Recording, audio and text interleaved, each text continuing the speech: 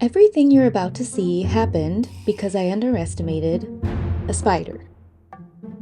Those giant eyes make it seem like there's a whole lot going on behind them, which is pretty remarkable considering their brain is about the size of a poppy seed. So I decided to find out just how smart jumping spiders really are. But I wasn't prepared for what happened next.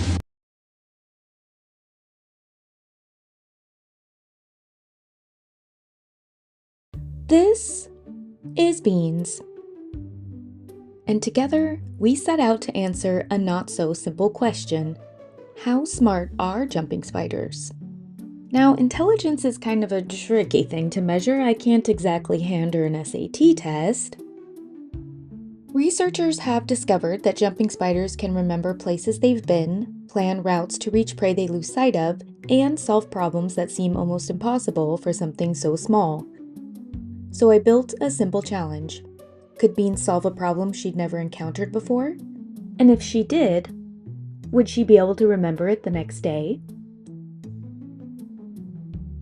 Before we move on, one quick note.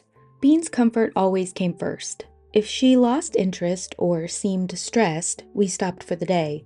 Whenever I needed to move her, I let her climb onto one of her favorite sticks instead of handling her directly. These challenges took place over the course of a week with plenty of rest and, of course, plenty of snacks.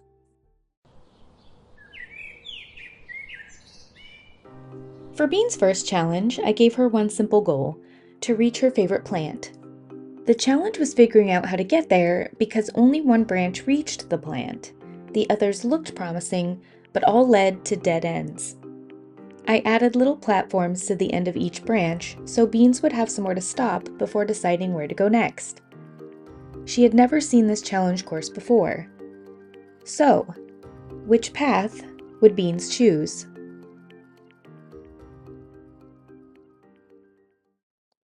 In true jumping spider fashion, Beans decided a full inspection of the starting platform was the first logical step. Eventually, she made her first choice.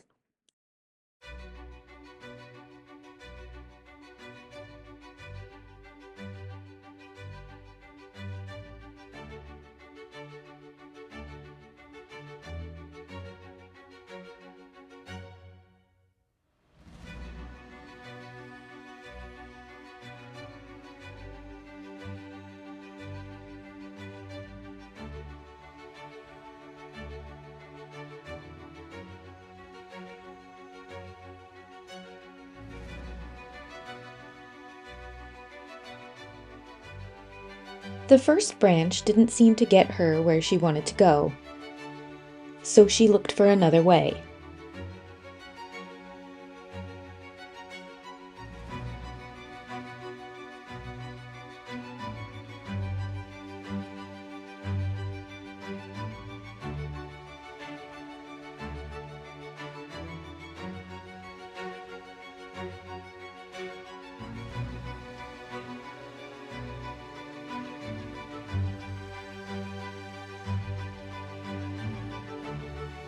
I have to admit, I didn't think she'd figure it out this quickly.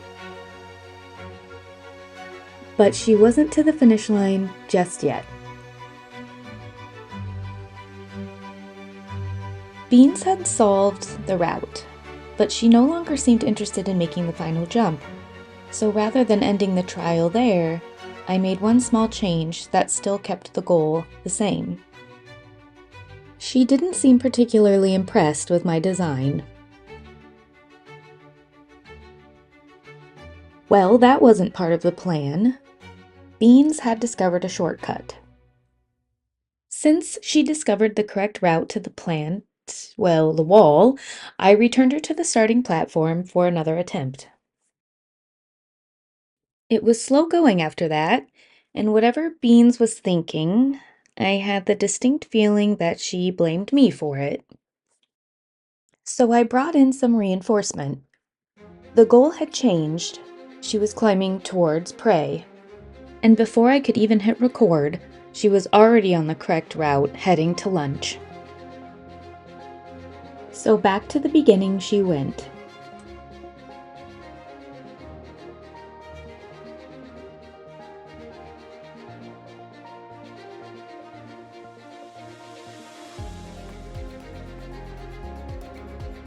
Beans chose the correct route for a second time, and even her neighbor seemed impressed. With the day's trials complete, Beans headed home for a well-earned meal. By the end of the first day, Beans wasn't wandering nearly as much. Once she'd discovered the branch that led where she wanted to go, she chose it again, and then again, suggesting she might be remembering the successful route. That was enough to make me wonder whether she was remembering where she'd been. But now I had an even bigger question. Would she remember it tomorrow?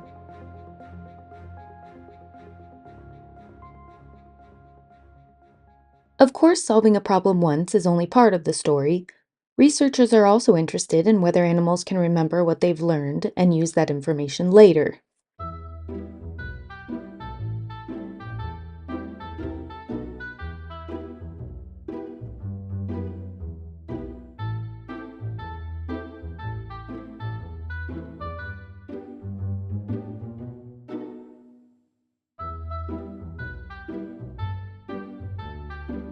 The next day, Beans did something I hadn't expected. She went straight to the correct branch. But when she reached the top, she just stared at me. She didn't try to jump on the wall or the plant. One possibility is that Beans remembered finding food here the day before. Without that reward, she seemed much less interested in continuing. But another possibility occurred to me. Over the previous day, I was the one moving Beans, and I was the one bringing the food. Maybe Beans wasn't just learning the course, maybe she was learning something about me. Whatever the reason, that was enough for day 2, so I returned Beans home to rest and rehydrate.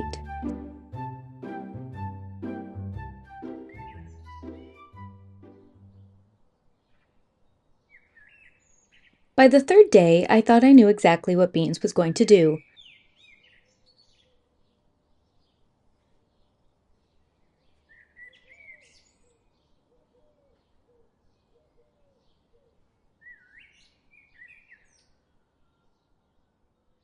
She proved me right, so I returned her to the starting platform for another attempt. But what she did next was so unexpected.